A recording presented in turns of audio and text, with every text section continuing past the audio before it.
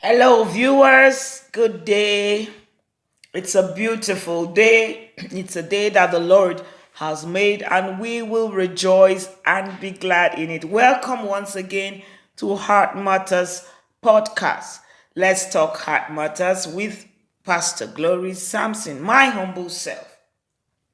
Yeah, today we're going to be discussing a very important topic, but it's going to well up from a scenario that I encountered personally last week in my course of practice or in my line of practice. Actually, I encountered two elderly couples that came in to court to resolve an issue. The wife sued the husband to court and her son-in-law. And it was quite interesting and intriguing. What was the bone of contention? The bone of contention there was that the wife owned a school and the husband was proposing that he becomes a signatory to the account of the school, and that she is wealthier than he is, or she has more money than he has, and so he should make him a signatory of the school, or leave the school for him to handle. And the wife was not accepting such proposal or rejecting such proposal. Then he came along that the youths of the vicinity or the youths of the area I told him to warn the wife not to come to the school. If not, she'll be killed. And when she approached the president of that group of young persons, he said it was a scam, or it was not real. The threat to her life was not real. Now, this woman, during the holiday period, was at home on a fateful day. According to her story, the husband came in with his son-in-law and the daughter-in-law with an MOU.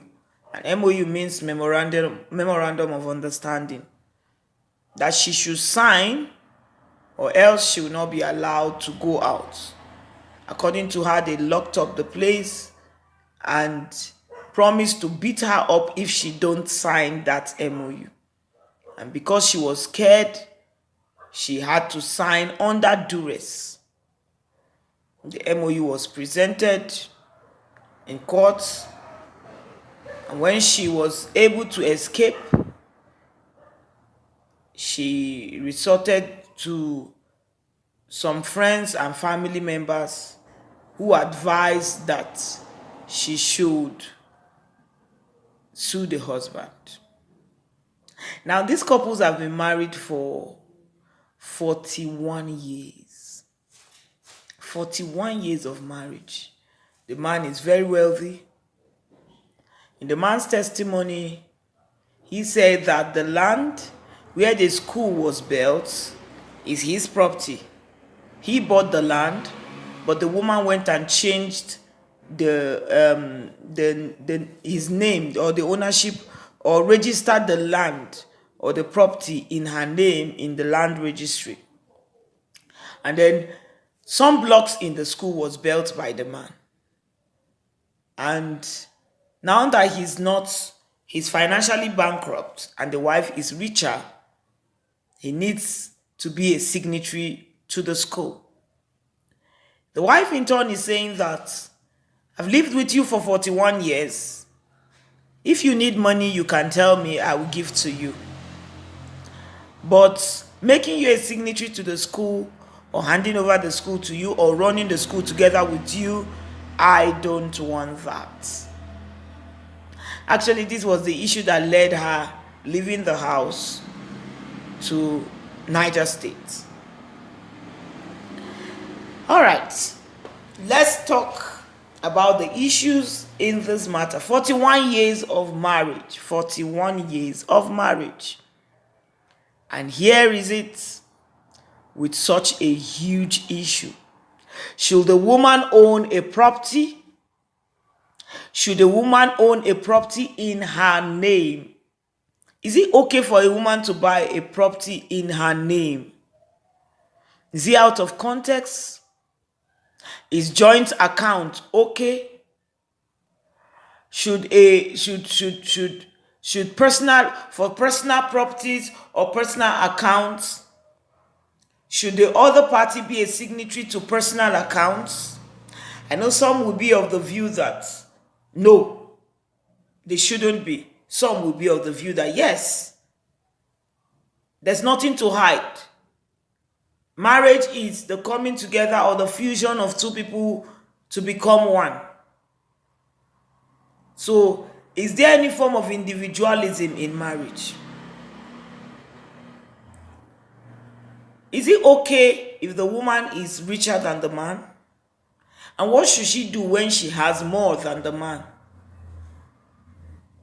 What was the man doing when the woman took the papers to register in her name? Was he sleeping? These are the issues that was running through my mind when I was listening to the whole story. Marriage is beautiful. Marriage is a perfect institution. And one question I ask myself is, are these people believers? Are these people children of God? Are these people sons and daughters of Zion?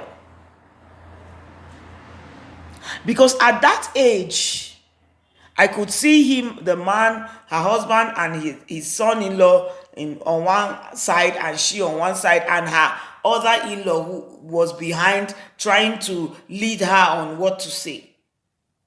Now the family is divided. Siblings are divided because the parents are divided.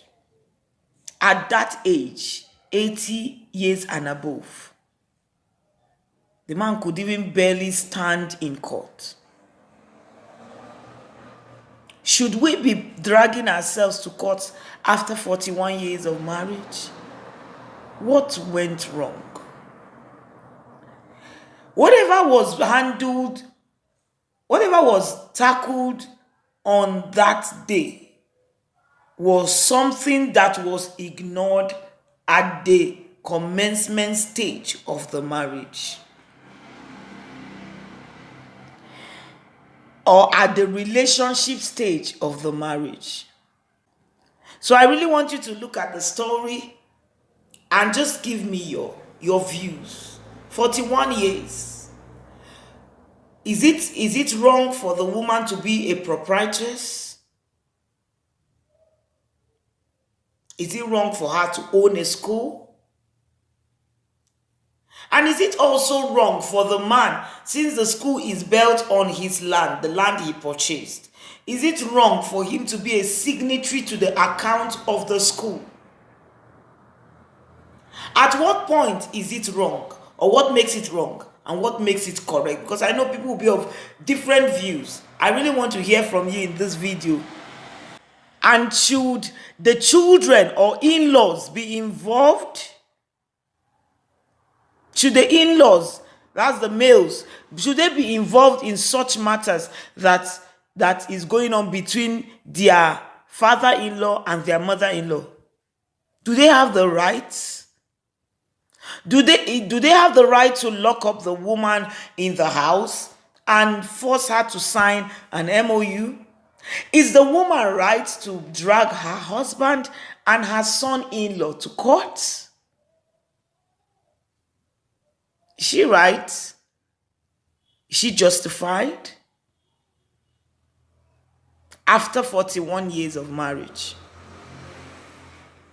should she just sleep over her rights and allow the man to have the school or become a signatory to the school?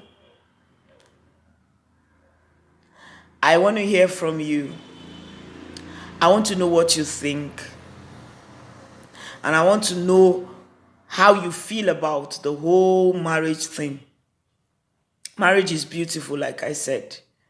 But what you don't address early will be something you will cry over later. And so are there other instances? What didn't they handle early? Greed? Greed? When you perceive greed, what are the signs of greed in your partner? When you perceive greed, what do? At the relationship stage, what do you do when you perceive greed? How do you handle a greedy partner? Okay, we are meant to share everything. Do you actually share everything to your spouse? At what stage should you withhold some information? And how long can you withhold it? I actually did this video because I really want to hear from my viewers. You can drop your comments at the comment section, and I will be eager and willing to hear from you. Thank you. Have a lovely day and God bless.